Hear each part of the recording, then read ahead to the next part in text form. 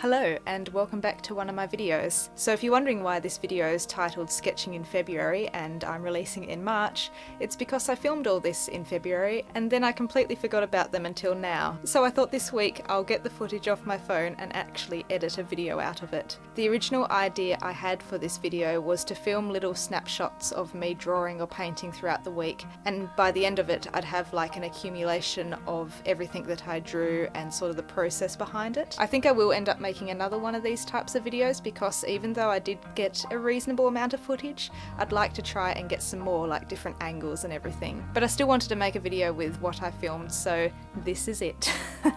And also it's just an excuse to say hello. Because my last video that I made was a silent video, I feel like it's been a little while since I've actually said anything.